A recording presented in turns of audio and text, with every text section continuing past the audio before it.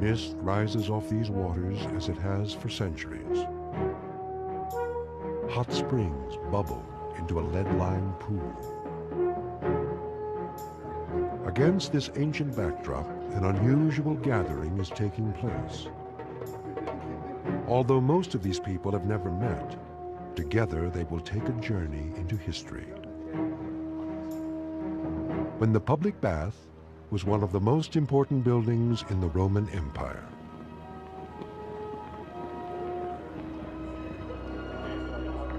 "2,000 years ago, the bath was not just a place for the high-born. It was a community center and a daily ritual that defined what it meant to be Roman." It must have been a sight the like of which the modern mind finds difficult to imagine. Not only is the splendor of the environment, but crowds of people. There is firm evidence that men and women did bathe completely naked together. And all the time noise. Romans loved to converse and argue and discuss. People would be shouting and laughing. People would be drinking. Some people would have drunk too much. People would be singing in the bath. Underlying all the luxury were advanced technologies. Copious supplies of hot and cold water piped in from miles away. Rooms of intoxicating warmth made possible by sophisticated heating systems. But when the Roman Empire collapsed, the world fell into darkness, and the art and science of the baths was lost. Until now. After 2,000 years, Nova will build a Roman bath and strive to uncover the secrets of the most technologically advanced building of the ancient world.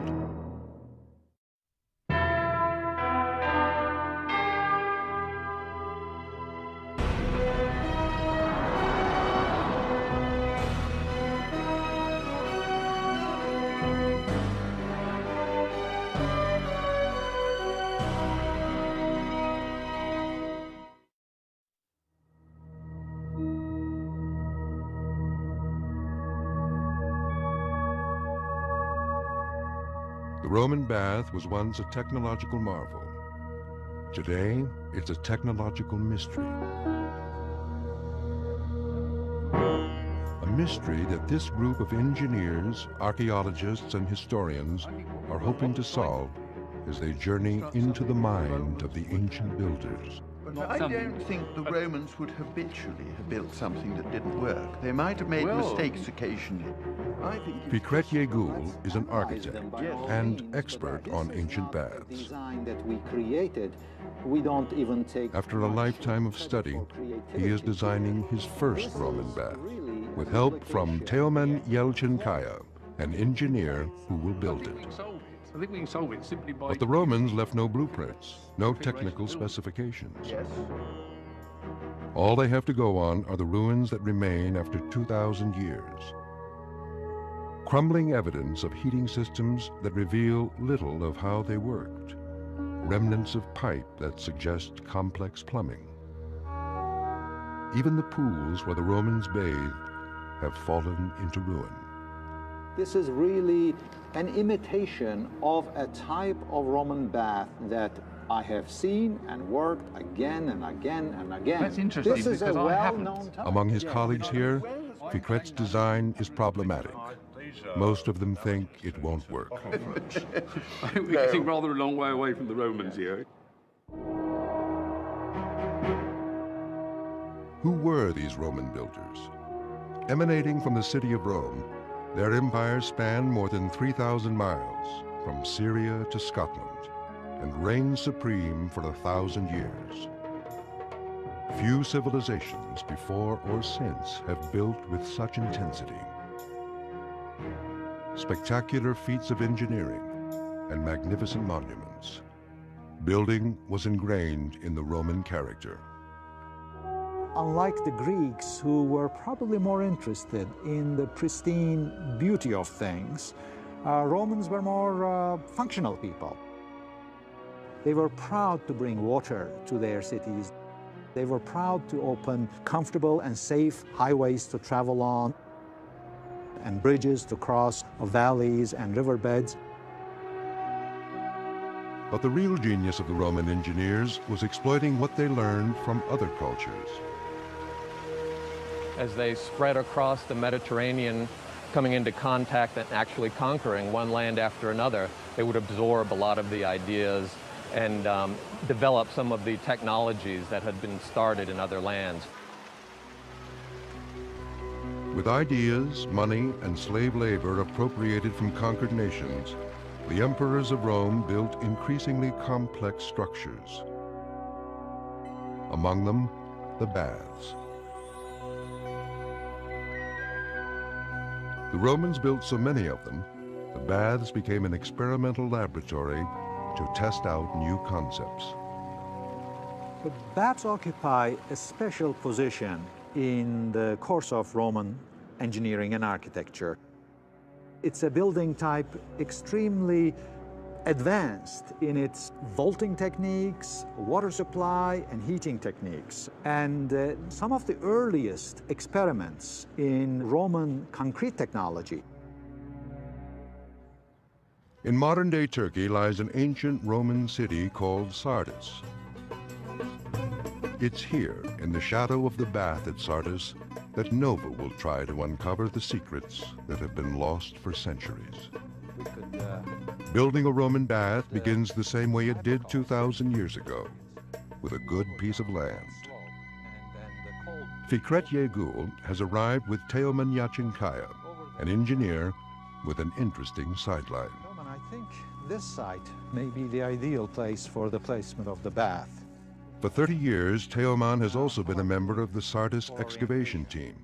Now the sun is rising here, from the east, over there, and going to the west, over there. Over there. This is this. The Romans understood solar heating and made best use of the sun's warmth by orienting the windows of the hottest room toward the south. Over there, with an exposure to the south and the west, we have the ideal Roman way of doing things.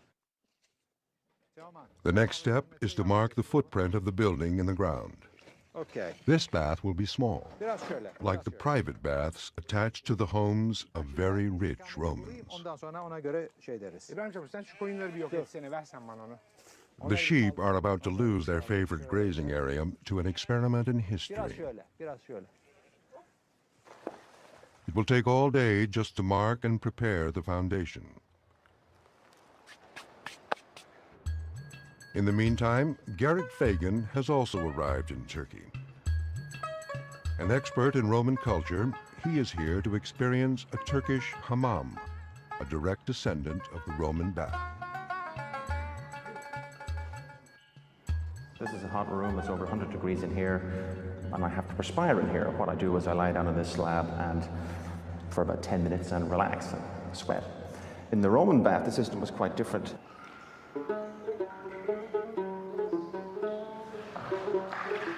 They would come into a medium heated room where they would be oiled down by a slave. Well, they might have dirt thrown on them at that stage if they wanted to wrestle outside, because the next process was to go outside into the exercise yard, the palaestra. The exercise wasn't strenuous. It was just meant to work up a sweat. The Romans would have come in from the exercise ground covered in their oil and sweat. And there they would have been strigiled in this rather unusual process involving these implements called strigils. Romans did not have soap. They just scraped off the dirt and oil. And they would flick it onto the ground and onto the walls of the bath. Think how much of the germs and bacteria that have accumulated in this substance that the Greeks called gloios. Unaware of germs, Roman doctors collected the gloios from the floor and mixed it into medicinal ointments. After sponging down, the next step was decidedly less pleasant. Body hair was not fashionable in ancient Rome, so the bather could hire a depilator, a hair plucker. they would pluck out the hairs, even their underarm hairs. And in fact, Seneca the Younger, he describes the howls of the depilators who are looking for customers, which are only exceeded by the howls of the customers who are being plucked. After a gentle soaping, Garrett's hammam will be over. But a Roman bath lasted several hours, culminating in the caldarium, where the floor was so hot, wooden sandals were an absolute necessity. The rest of the afternoon was spent socializing and arranging the evening's activity.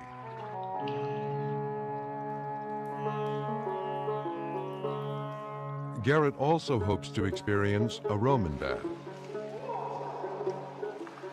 but he'll have to wait until it's built. Hadi Mahmut. Hadi Mahmut. Ahmet hadi. Hadi başlıyoruz buradan kazmaya. As groundbreaking begins, Teoman has a tough job ahead of him. Limited to the tools and techniques known in ancient times, he has agreed to build the bath in 7 weeks. Hadi çocuklar başlıyoruz. Hadi kazmaya. For the Romans, it might have taken months. Nova set up a time-lapse camera to capture every minute of the action. The stones have been delivered and the foundation begins to take shape.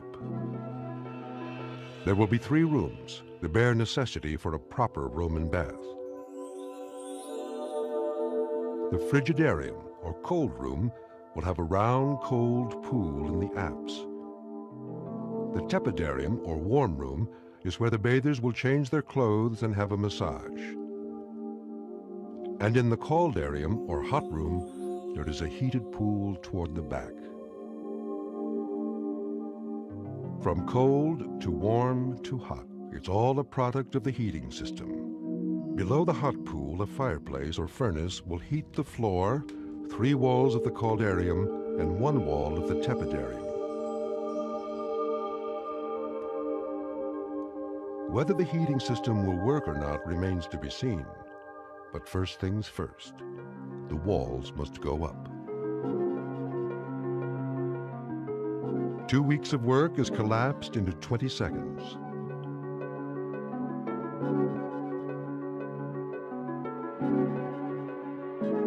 Here, one of Rome's greatest engineering achievements is beginning to take shape. The vaulted or domed roof was a technological leap forward in architecture. Before the Romans, the Greeks also built large buildings. The interiors were filled with columns to support the heavy flat roof above. But the Romans perfected a better idea. They built the roof in sections forming a curve. At the top, a keystone is dropped in. The downward thrust of the keystone pushes the sections outward, creating a pressure that holds the entire roof together. With the curved roof, the columns are unnecessary. The roof supports itself, freeing an enormous amount of interior space.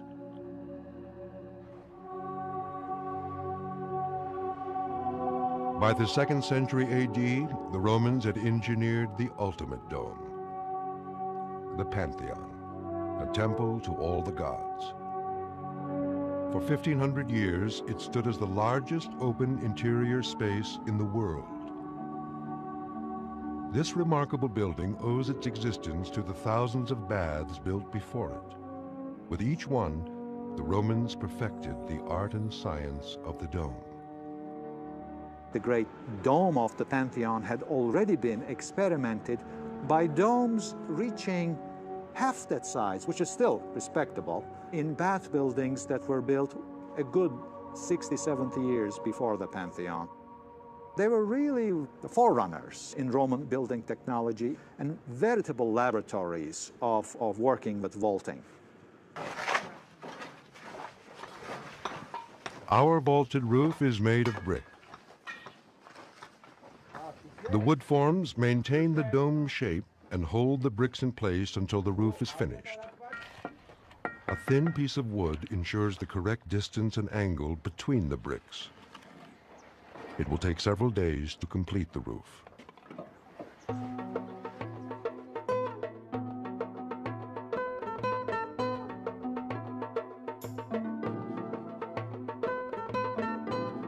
Meanwhile, Tony Rook and his colleague Brian Scott have arrived. Hello, lovely to see you. Lovely. Good to see you. First time in Turkey, huh? Yeah. At their first meeting, Tony was skeptical of Fikret's design, especially of the heating system. I think what we're trying to do here is to construct something that the Romans would have built. Tony thought it would never heat up properly. And soon enough, he will find out if he was right. The cold room on the north side. Yeah.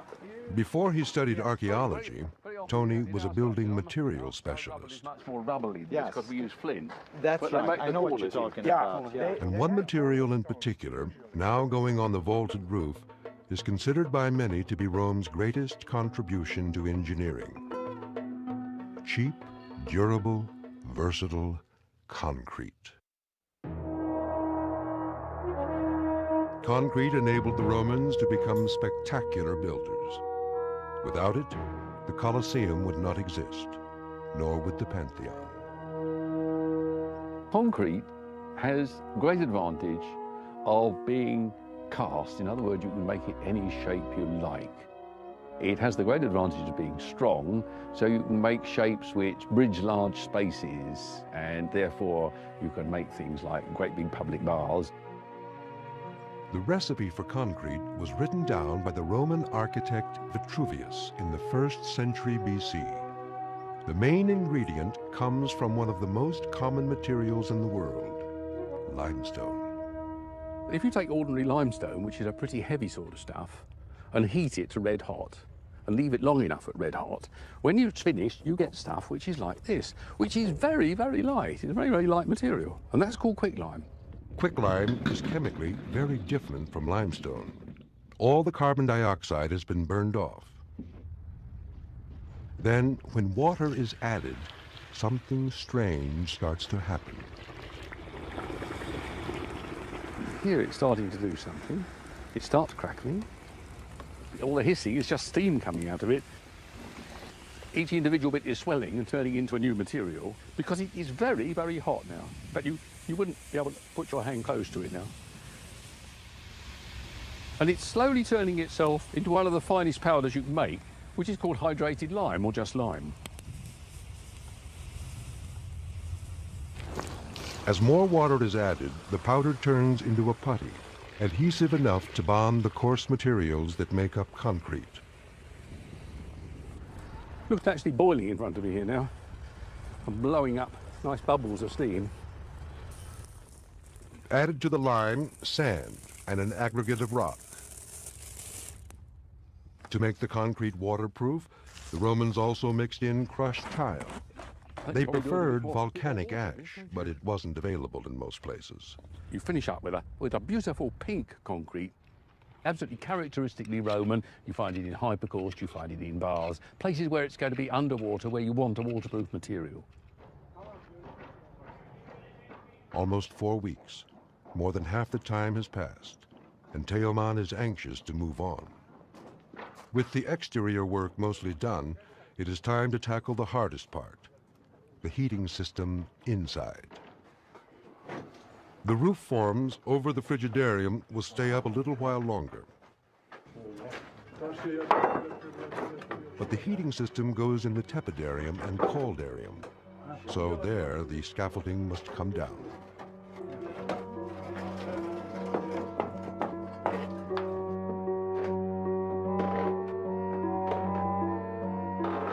Tearing down the vault planking is a nerve-wracking process.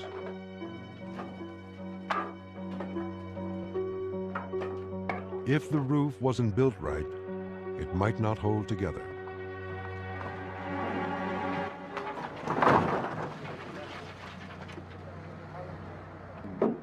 Everyone is relieved when the roof stays up.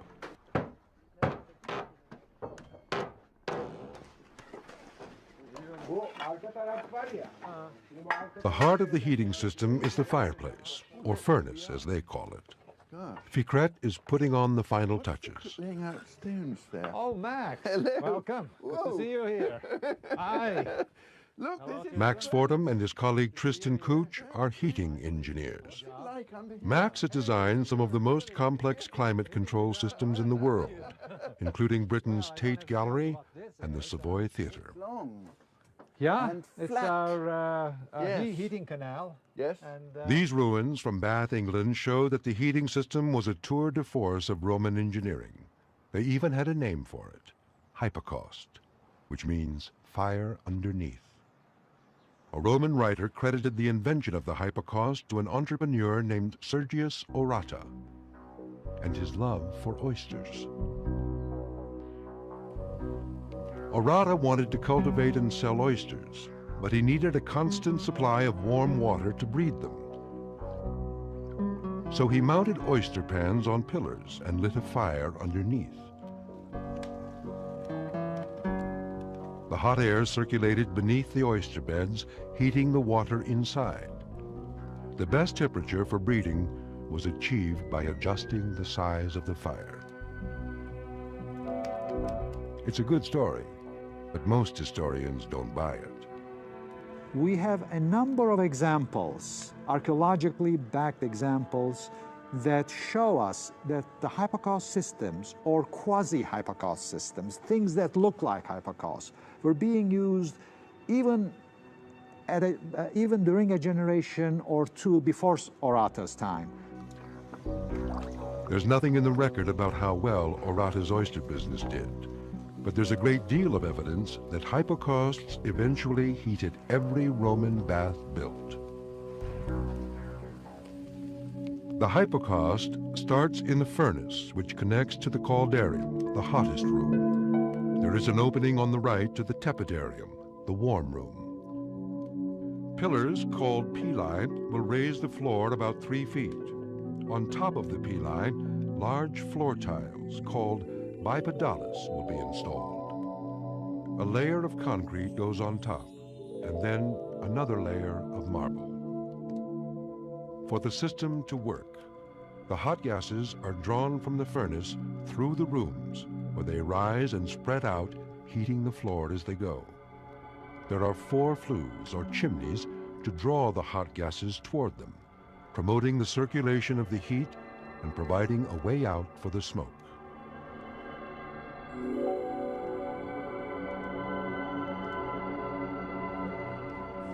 Part of Max's role is to assess whether the gases will flow properly. If the system isn't pulling a draft, it will never heat up the bath.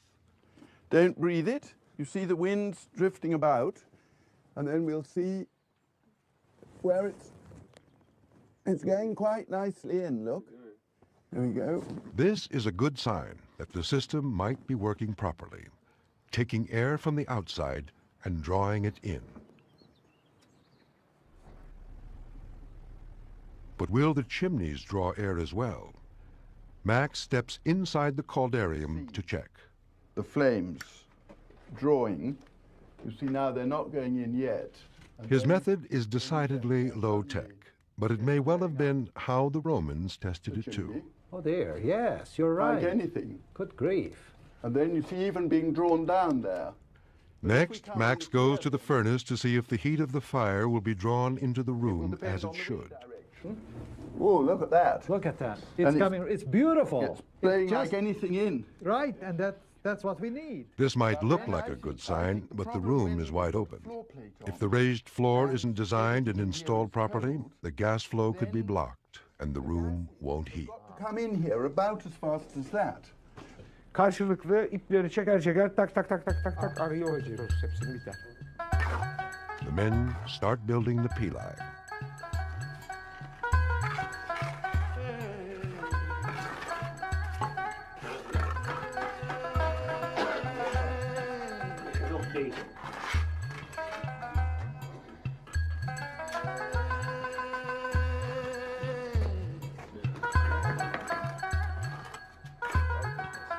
Tristan, here I come. After the mortar sets, Max tries to crawl through. The Romans would have built the heating system large enough for a slave to fit under for cleaning or repair. That's just as well I haven't got my smart shoes on. What you have to do is imagine that I'm 7 years old, rather small. The pili in this bath are several centimeters closer together than the Romans usually built them. Yes, it will. Max worries it will impede the flow of hot gases. You think you can do a left-hand turn there? I'm just wondering. But the spacing of the pili was limited by the size of the tiles that will go on top. I suppose you have to remember you've got to get out again. Yeah. Making those tiles was a frustrating and expensive lesson for Teoman. And now he has to face the criticism of Tony Rook. These don't look very much like the tiles we were talking about, do they? What's happened? Yeah, we have problems with the manufacture of tiles because we didn't have enough time to dry them out. The clay tiles kept cracking, some even exploded inside the kiln. The Romans would have let them dry for months, even years, but Teoman only had a few weeks.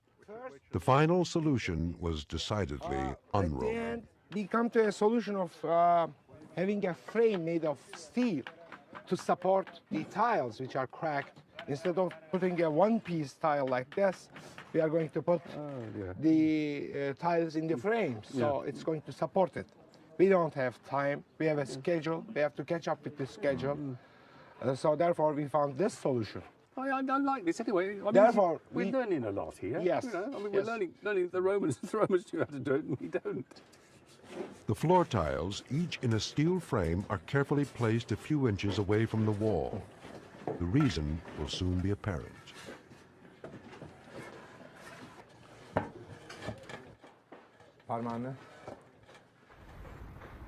For centuries, the Romans only used underfloor heating.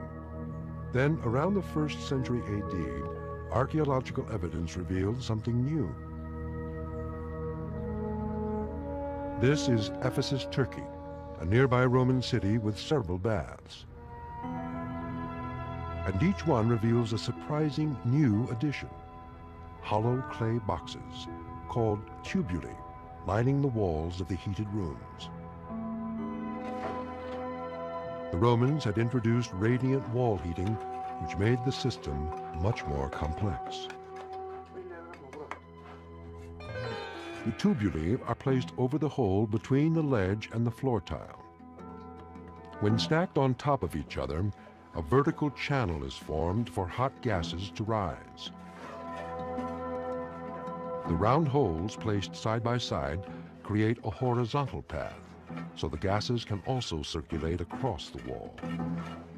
But what to do when they get to the top is a mystery.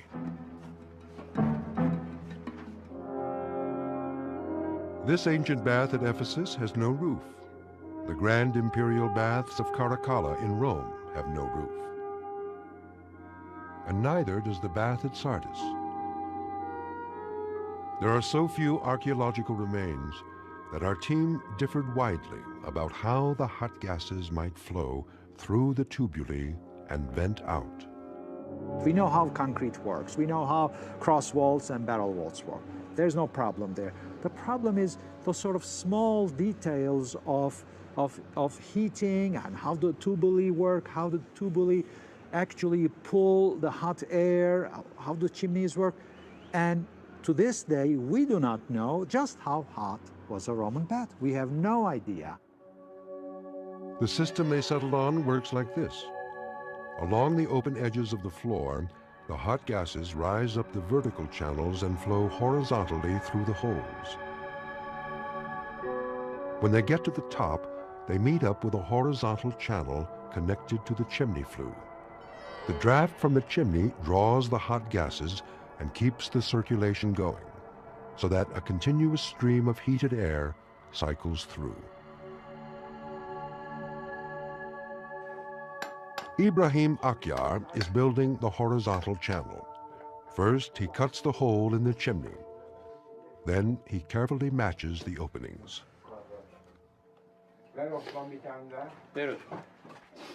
The tubuli are bonded to the wall by mortar. It's similar to concrete, but without the coarse ingredients. Tons of mortar have been used in this small bath, and giving it all time to dry will become a serious problem. The Romans would have allowed weeks, even months, for the building to dry. But Teoman has only 10 days to complete construction and 3 days to heat up the building.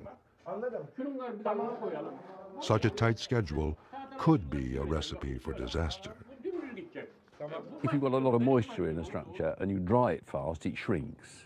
Now, if it dries slowly, the shrinkage is sort of spread out over the whole thing and it sort of relaxes. But if you dry it fast, then the shrinkage is liable to be concentrated in places, so it'll crack for that reason. And the other thing is, if you heat it, it expands. So you've got these two effects going on. You could have somewhere in the structure, you can have one bit of it getting very hot and one bit of it drying, and it's going to pull itself apart. Teoman is well aware of the problem, but there's still so much to do. The hypocaust floors need a layer of concrete. 4 to 5 inches thick, it will take several days to dry. Only Teoman will wait it out. Everyone else has jobs and things to do back home. They'll return in 10 days to light the furnace. As plastering begins on the ceiling, their problems are about to multiply.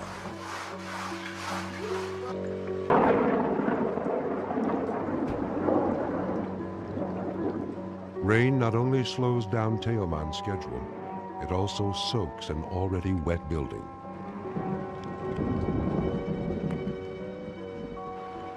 Even the stray puppy that adopted the bath as her new home gets drenched.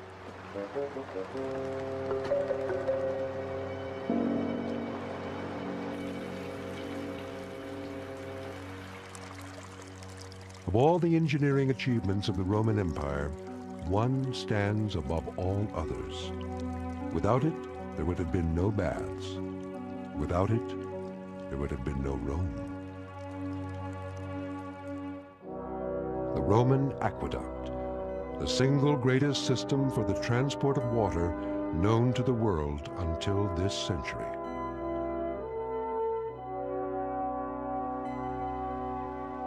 Even today, the water of Rome's Trevi Fountain comes from an ancient aqueduct.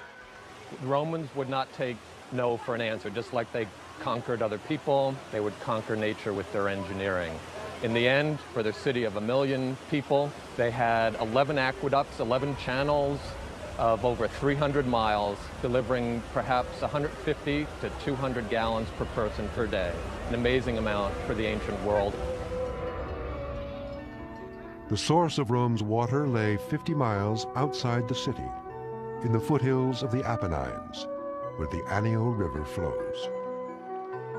But the best drinking water in all of Rome came from nearby mountain springs. This is where the Aqua Claudia aqueduct was built starting in 38 AD. But there's nothing to see because it's all underground. The Aqua Claudia began with a large, deep basin that collected cold spring water. An underground aqueduct directed it toward Rome, following the contours of the land, sometimes boring deep under the mountains. There were no pumps to move the water along. The system worked solely on gravity. A small, gentle slope for about 50 miles. Much of the Aqua Claudia is still there, buried beneath the surface. Peter Eicher is about to show Garrett Fagan something few people have ever seen. We can feel that cool air coming out. The front face of this mountain cliff is broken off, revealing the Aqua Claudia tunnel hidden inside. There's a good channel to Sure, follow. let's go. Watch the cobwebs, the bats. You can, right here, I think you can sense the incline. Oh, yeah. They're walking in the opposite direction the water flowed. As they move deeper into the channel, they find along the wall remnants of Roman waterproof concrete. And you can also see that the water would probably, since they've only cemented up here maybe about 4 feet high, and this is about 6 feet high, this channel was not meant to run full. Yeah. Be exposed to the air, which was better for the water and better for the aqueduct. They also find a buildup of hard water mineral deposits, centuries old. This eventually would encrust the whole channel somewhere worse than this, and that would be one of the regular maintenance tasks, is to come through and chop this away, and then perhaps to recoat it again with the cement. Now, There was a surprising benefit to these mineral deposits. is that they used a lot of lead pipes. They would coat the lead pipes used throughout the city, preventing lead poisons from leaching into the water supply. I see. So they had a useful function as well. The Aqua Claudia tunnels underground for more than 40 miles, Around the bend here. but eventually, mountains come to an end. That's when aqueducts emerge in a spectacular display of Roman engineering. Graceful arcades of arches 60 feet high, carrying water in channels along the top. This bridge carried 2 aqueducts, the Aqua Claudia on the bottom and the mostly missing channel of the Anio Novus aqueduct on top. At Porta Maggiore, one of the highest spots in the city, the Aqua Claudia, along with 7 other aqueducts, finally reaches Rome. At this point, the system switched to closed, pressurized pipes which delivered the water all over town. It can go to all quarters of the city, back up into fountains for the homes, the baths, the industries, and cleaning the drains, and in general providing water for this whole city of 1 million that once the system fell into ruin was not equaled again into the 1800s. Wow. Aqueducts were built throughout the Roman Empire. Almost 2,000 years ago, an aqueduct sloped down the Tmolus Mountains to supply the bath at Sardis. It used thousands of gallons of water every day, but it never went to waste. After the water was drained from the baths, it was channeled through this multi-seat latrine as a flushing system. With seats lining all the walls, this latrine accommodated 24 people. It offers a revealing look at Roman culture, where personal habits were surprisingly public. If you look at me, I'm sitting really very close to my neighbors. If this is a busy time, then I'm sort of sitting here. You know, would I have women beside me, perhaps? And I think the answer is yes. Some consideration of Roman clothing, perhaps, helps to preserve the modesty of the individual toilet users, because they would just simply sort of, you know, pull up their togas and tunics, and they could sit here and everything wasn't hanging out. But that doesn't account for noises, odors, which you would undoubtedly hear, which would be remarkable to the modern Western toilet user to think of that possibility.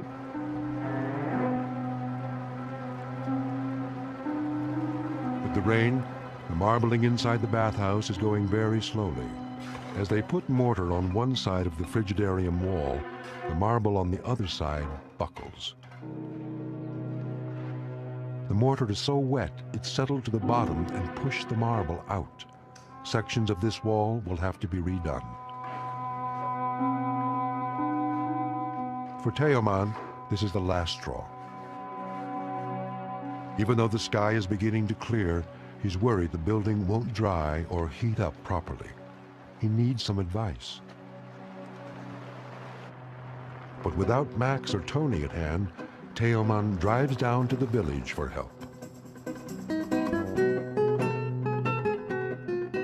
There's no heating engineer here, but there is a baker who fires his oven every day.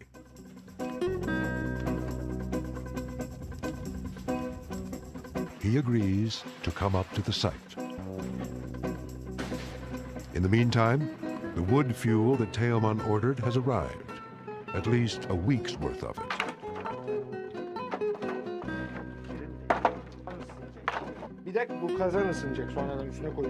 I was a little worried about the firing of the furnace, and I showed him our program and said that we want to fire it in 3 days.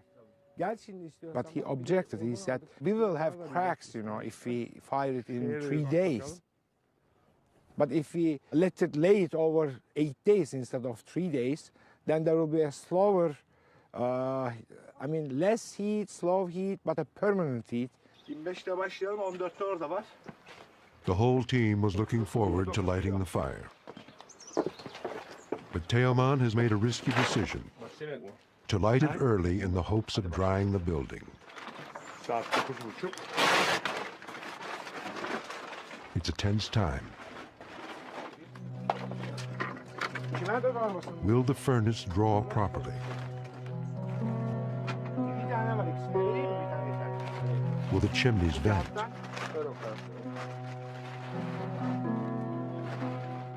Will the rooms heat up? And most important, will the building crack?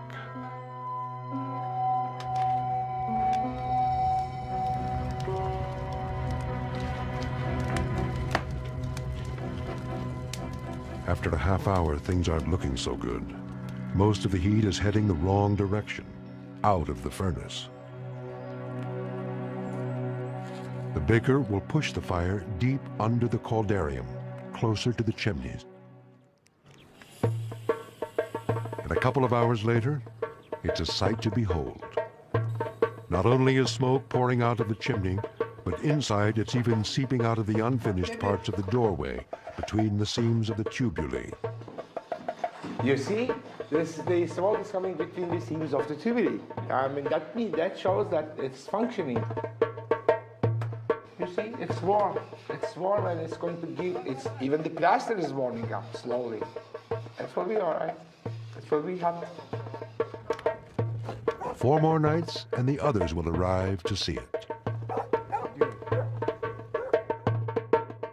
Congratulations, Hello. Tim. It's smoking. It is smoking, you see? Great to see the smoke, isn't it? It's smoking. So you can see it from over here. It's real smoke, not a coke. No, it's real smoke. We've got a smoke bomb. Right. Which ones are pulling? All of them. All of them? Yes, all of them. Guaranteed? Guaranteed, yes. Well, I can give a warranty paper for that. Actually, it's not surprising at all, is it? No, it's just good design. Fikret couldn't resist a little jab at those who had doubted his design. Yes, please. Yes. Better we Good can go smell. around here. Inside, they start feeling the walls to see if the tubuli are heating up evenly. Here, you see? You can really feel it here. Yes. But Max has brought some equipment that can see right through the walls. An infrared camera that shows heat ranges by color. White is off the charts. Red is about 250 degrees Fahrenheit. Then the temperature descends from yellow to green to blue and so on. The black areas are where the tubuli stop. It's hotter than the flues. That's right. And it's also... It's telling everyone where the gases are flowing inside. Well, I think it's absolutely wonderful. This chimney, look, going up there. The chimney really looks extremely clear, Doesn't it? The way it's like a sharp peak. And that is consistently the hottest chimney with the most gas flow in it. The way it's arranged at the moment, you don't have any... With the construction almost done and the building heating up, it's time for the final act. Heating up the bathwater. No one knows what the temperature of the water actually was. But there are hints. Ancient stories of water so hot that heavy drinkers would have to be carried out unconscious. The system they used to heat the water was surprisingly similar to ours today, a hot water boiler.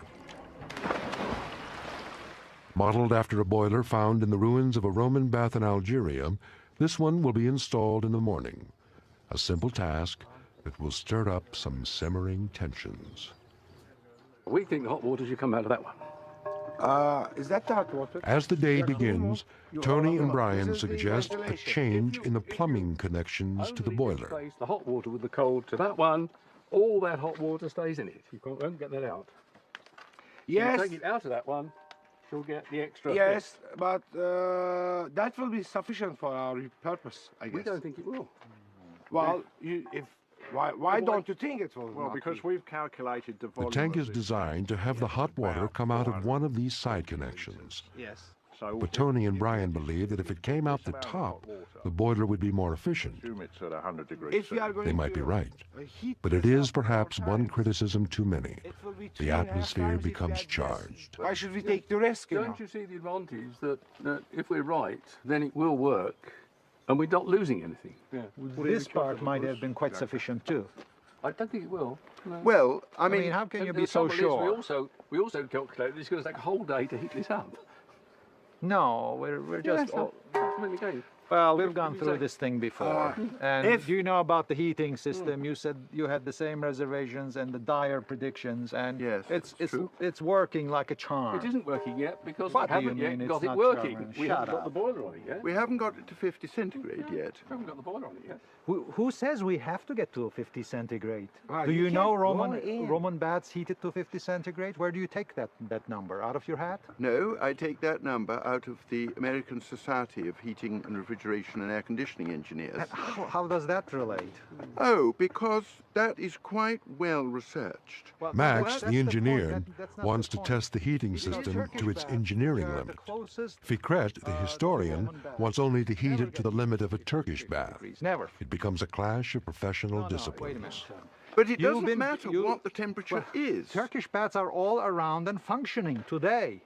Yes. You've been in one. Yeah, at a slightly lower temperature. I have done research. I know. I have done research about Turkish baths. Okay. It has been published. But what we're trying to do here. 50 is out of the question. Period. I think it's high. But there are not predictions made 50 for is buildings out like of this. the question. You are talking out of your hat. You have no ground to stand on. I- and this bath's I heating do have system, ground to you stand have on no because ground to stand The on. argument goes on until they reach a compromise. The bath will only be heated to 40 degrees centigrade, Put the thing on but the here, changes put the will be tank made on, to the boiler. and then we get the thing going. The hot water connections are quickly reconfigured. The boiler is moved into place and attached. Şu gitme, yere gitme. Çevir, çevir. Max returns to his testing and measuring. This time he's checking the depth of the reservoir where water for the bath is stored. Of course, there's no aqueduct to fill it, so they'll pump water in from a tank. To put everyone in the right frame of mind, Tony, Rook, and Brian don their tunics and take over the operation of the furnace. Now what we've got to do is get the fire under the boiler. With the building heated, they can pull the fire back from the middle of the caldarium to where it belongs, under the boiler. Because what we want now is to get the fire under the boiler so that the boiler will quite literally boil. We've got to have enough boiling water in there. It will take all day for the water to heat up. Every day. In the meantime, a few finishing touches are left inside. A marble mosaic for the floor. And a fresco for the wall, copied from a Roman house in Ephesus, Turkey. At the end of the day, Tony and Brian turn on the water. It takes several hours to fill the pool. Tomorrow is bath time. The team has waited 7 weeks and a lifetime for this experience. But while everyone sleeps, something goes terribly wrong.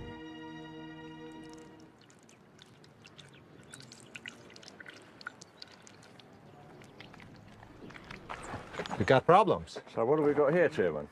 We have leakage here from the pool. Teoman believes the problem stems from heating the bath better early, seal it from before the inside. marble walls were completely dry. The mortar at the joints didn't have the proper setting time, and it cracked. Yes? So, I mean, it's leaking continuously. Whatever you put inside, it's leaking. Seeping. We've lost the contents of the Yes. whole bath. Well, pool. There is a quick solution. Silicon sealant.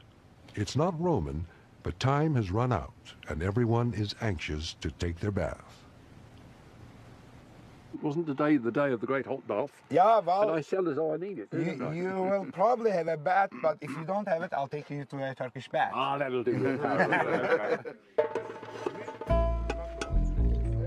With some lingering doubts, everyone gathers for a final lunch, a very lengthy lunch, while the pool slowly fills.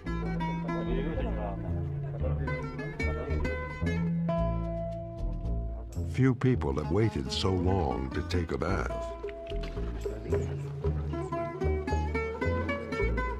By late afternoon, they have a date with history.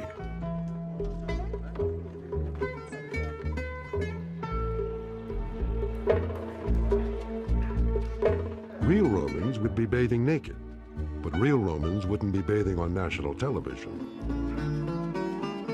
For these men, a well-placed towel can protect their modesty.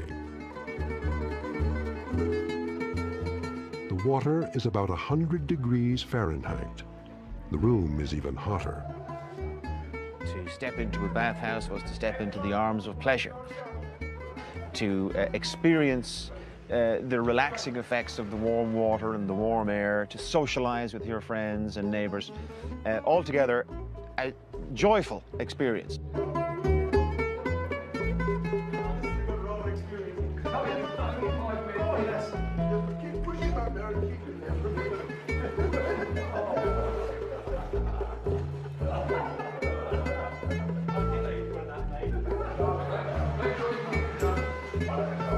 As they file out of the hot bath, Garrett is reminded where the heat is coming from.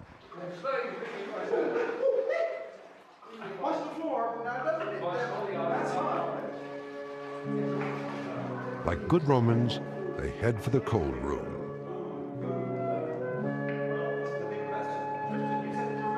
The frigidarium pool has leaked as well. It makes the act of submerging a bit undignified, but it's a required part of the full experiment.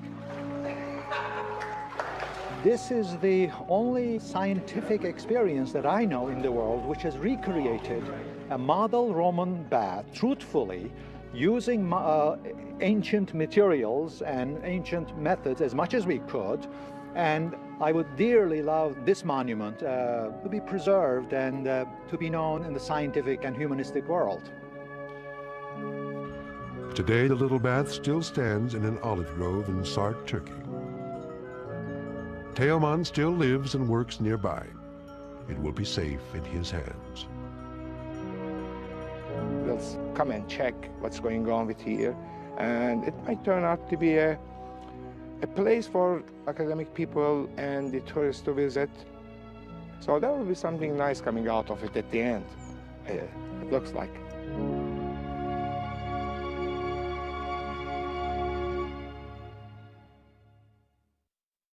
Next week on Secrets of Lost Empires, steeped in legend, lost to time, a marvel of design and craftsmanship. What secrets can the structure reveal about its ancient builders? China Bridge. Spend a day at the Roman baths, see what's on the menu, enjoy the entertainment, immerse yourself on Nova's website.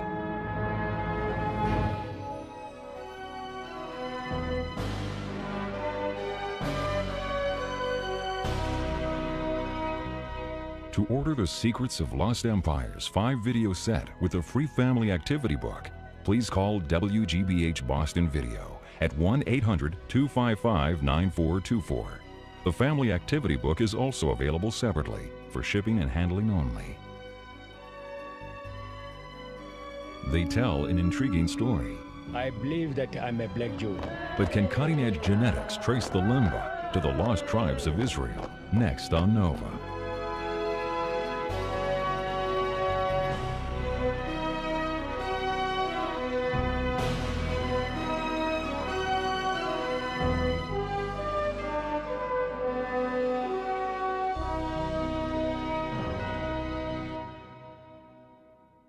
Nova is a production of WGBH Boston.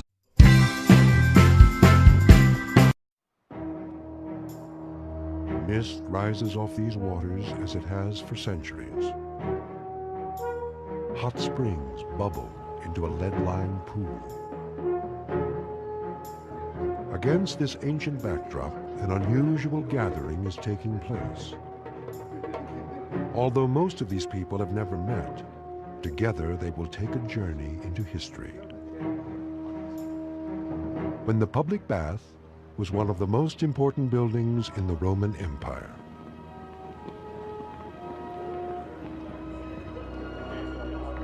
"2,000 years ago, the bath was not just a place for the high-born. It was a community center and a daily ritual that defined what it meant to be Roman.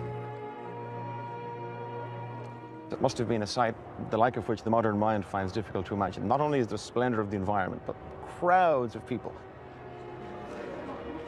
There is firm evidence that men and women did bathe completely naked together. And all the time noise. Romans loved to converse and argue and discuss. People would be shouting and laughing. People would be drinking. Some people would have drunk too much. People would be singing in the bath. Underlying all the luxury were advanced technologies. Copious supplies of hot and cold water piped in from miles away. Rooms of intoxicating warmth made possible by sophisticated heating systems. But when the Roman Empire collapsed, the world fell into darkness, and the art and science of the baths was lost. Until now. After 2,000 years, Nova will build a Roman bath and strive to uncover the secrets of the most technologically advanced building of the ancient world.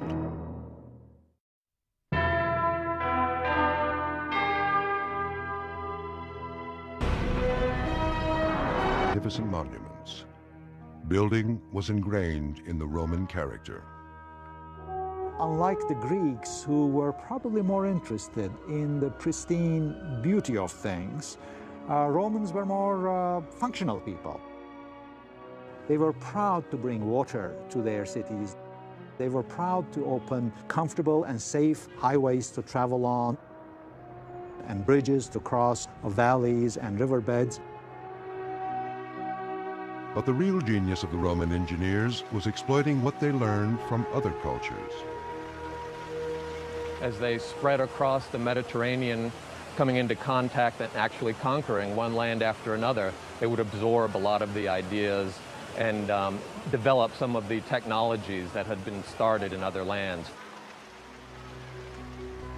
With ideas, money, and slave labor appropriated from conquered nations, the emperors of Rome built increasingly complex structures. Among them, the baths. Yes.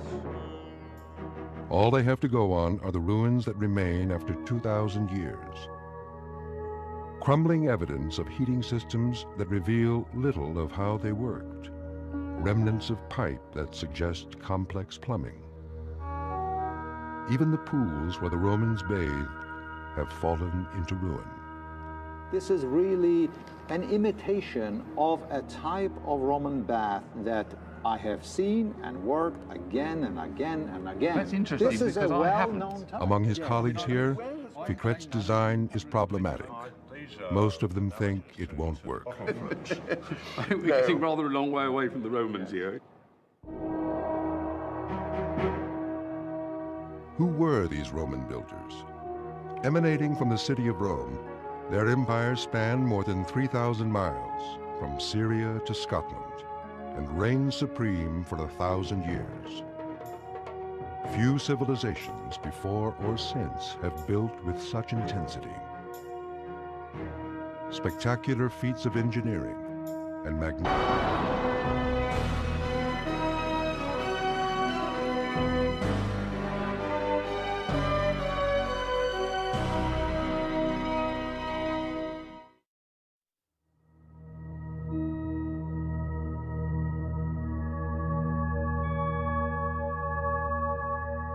The Roman bath was once a technological marvel. Today, it's a technological mystery. A mystery that this group of engineers, archaeologists, and historians are hoping to solve as they journey into the mind of the ancient builders. But I don't think the Romans would habitually have built something that didn't work. They might have made mistakes occasionally. I think Fikret Yegul is an architect and expert on ancient baths. Design that we created, we don't even take. After a lifetime of study, he is designing his first Roman bath, with help from Teoman Yelchinkaya, an engineer who will build it. I think we can solve it simply by... But the Romans left no blueprints, no technical specifications.